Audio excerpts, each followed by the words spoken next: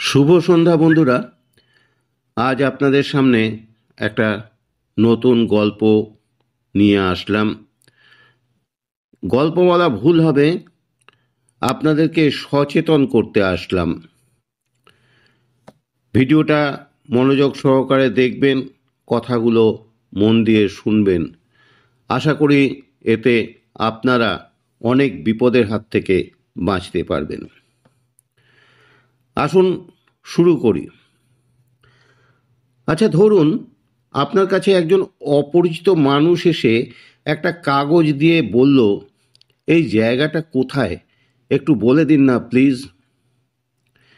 আপনি কাগজটা খুব মনোযোগ দিয়ে পড়লেন। এরপর কি হলো?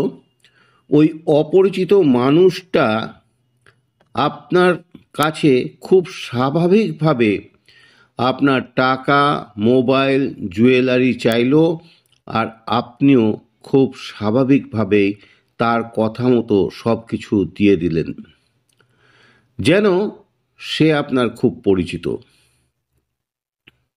কি হলো, ভাবছেন এও সম্ভব নাকি?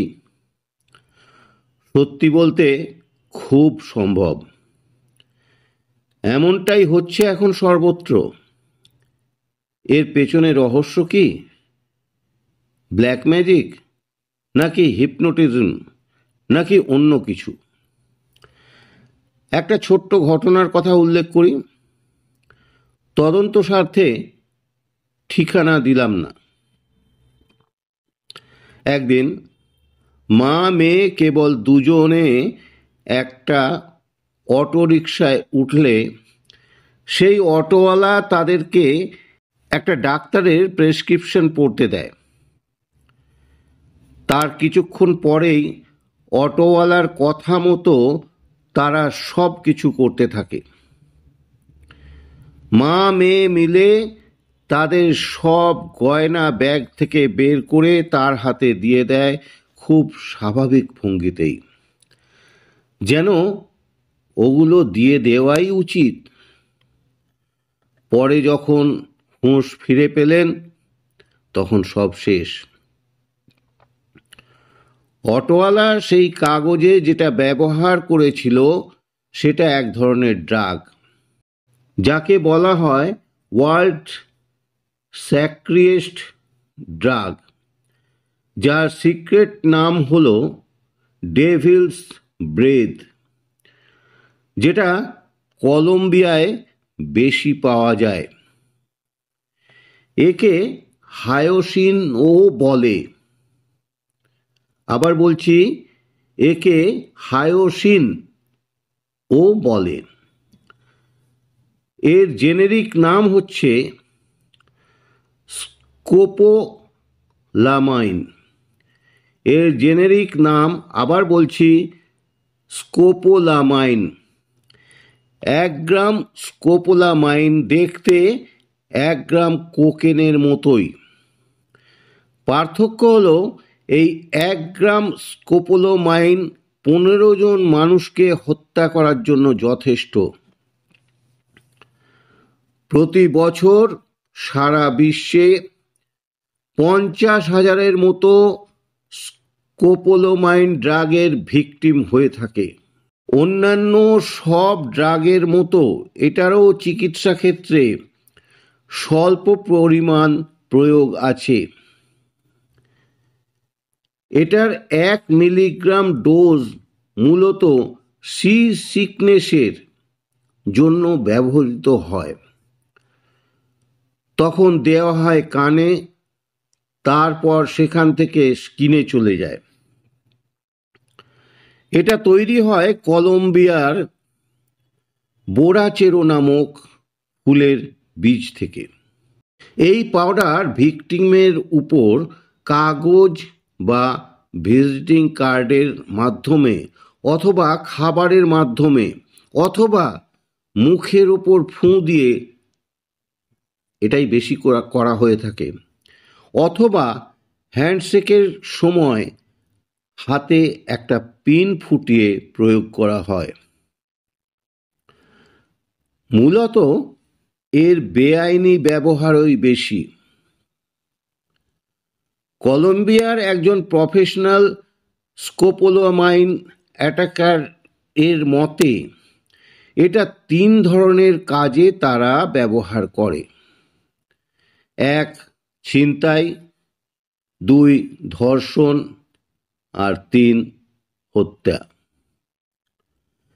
যে কোনো ধরনের ছোট কাগজের মধ্যে ড্রাগ মিশিয়ে কারো হাতে দিলে সেটা নিমেষেই স্কিনের ভেতর দিয়ে প্রবাহিত হয় এবং ভিকটিমের নিজ ইচ্ছায় কিছু করার ক্ষমতা নষ্ট করে দেয়। এটা ব্রেনের অ্যামিগডালা অংশকে আক্রান্ত করে, যার ফলে চিন্তা করার ক্ষমতা চলে যায় এবং বাইরে থেকে আক্রমণ এলে তার যে প্রতিক্রিয়া দেখানোর কথা সেটা আর পারে না। একই সাথে initial stage of memory block হয়ে যাওয়ার ফলে সে অ্যাটাকারকেও ভালোভাবে চিনতে পারে না। সেই ভিকটিমের আচরণ হয়ে যায় সাবমিসিভ বা বশীভূত। তখন তাকে যে কমান্ড দেয়া হয় সে সেটাই মানে। তখন তার কাছে টাকা, গয়না, ক্রেডিট কার্ডের পাসওয়ার্ড যাই চাওয়া হোক না কেন সে তাই দিয়ে দেবে। এটা অনেকটা বোধশক্তিহীন জেম্বির মতো আচরণ করবে সে। মানুষের ওপর যদি এর 5 থেকে 7 মিলিগ্রাম মাত্র ইউজ করা হয় তবে সে হয়ে যাবে কাইন্ড অফ হেল্পলেস জম্বি। ভারতে এই ড্রাগ চলে এসেছে, যেটা বিভিন্ন ঘটনা থেকে স্পষ্টভাবে প্রমাণিত। অনেক সময় এটা ড্রিঙ্কস বা খাবারের মধ্যেও মিশিয়ে দেওয়া হয়। তাই ঘরের বাইরে খাওয়ার সময় কখনোই অরক্ষিত রেখে উঠে যাবেন না। অপরিচিত কারোর কাছ থেকে কিছু খাওয়ার তো প্রশ্নই আসে না। বলা তো যায় না কে না কে আপনাকে টার্গেট করে রেখেছে। গোয়েন্দা সংস্থা অনেক আগে থেকেই এই ড্রাগ ইউজ করে থাকে তথ্য আদায়ের জন্য। এই ধরনের সেন্সিটিভ ড্রাগ কিভাবে অপরাধীদের হাতে পৌঁছে গেল সেটাই আসলে চিন্তার বিষয়। এজন্য রাস্তাঘাটে একা চলাফেরার সময় কারো হাত থেকে প্রেসক্রিপশন না নিয়ে তার হাতে থাকা অবস্থাতেই পড়ে নেওয়া ভালো। স্কোপোলামিন ভিকটিমের সংখ্যা দিন দিন বেড়েই চলেছে, তাই সময় থাকতে সবাই সাবধান হওয়াই যুক্তিযুক্ত। সাধারণত আমি সংগৃহীত পোস্ট করি না, কিন্তু আমার কাছে মনে হলো এটা অনেক প্রয়োজনীয় পোস্ট, তাই পোস্ট করলাম।